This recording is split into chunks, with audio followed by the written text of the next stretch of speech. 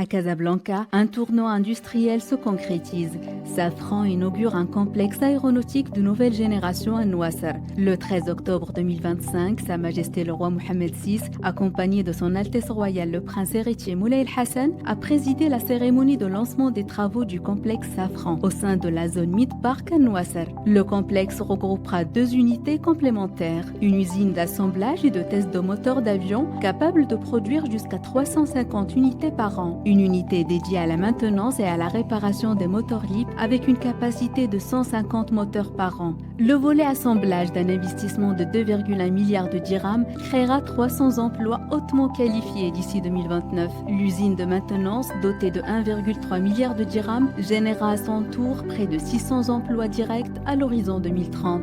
C'est un jalon inédit pour l'aéronautique marocaine. Pour aller au-delà des chiffres, Médiane TV a obtenu un entretien exclusif avec Ross Makines, président du conseil d'administration de Safran. Celui-ci bénéficie d'une situation stratégique très proche de l'Europe. Nous fabriquons avec le Maroc et j'ajouterai nous concevons également avec le Maroc. Makines rappelle que Safran est présent au Maroc depuis plus de 25 ans et que ce complexe est le fruit d'une confiance renforcée dans le savoir-faire local. Depuis 25 ans, ce partenariat est un véritable modèle gagnant-gagnant.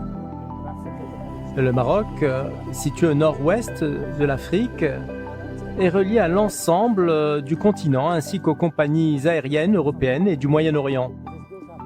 Ce projet n'est pas le fruit d'une décision soudaine, mais le résultat de plus de 25 ans de coopération. L'excellence du système éducatif marocain, combinée aux institutions formées autour de Nouassar, nous garantit un vivier de talents techniques pour les années à venir.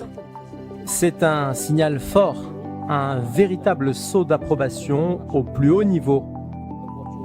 Mais c'est aussi dans la continuité de l'action de Sa Majesté au cours des 20 dernières années. Le roi du Maroc a toujours considéré la création d'emplois de qualité pour les jeunes comme une priorité. Le dirigeant souligne le rôle de la stabilité géopolitique, des incitations à l'investissement et de la montée en compétences dans le secteur aéronautique marocain. En devenant le premier pays hors France à accueillir une ligne d'assemblage LEAP, le Maroc entre dans le cercle très restreint des nations stratégiques pour la propulsion aéronautique. C'est aussi une réponse aux défis mondiaux, rapprocher les capacités de production de la demande, renforcer la résilience des chaînes d'approvisionnement et diversifier les lieux d'assemblage. Le Maroc s'érige aujourd'hui en acteur de poids dans l'aviation mondiale. Ce complexe n'est pas seulement un projet industriel, c'est une ambition technologique et stratégique.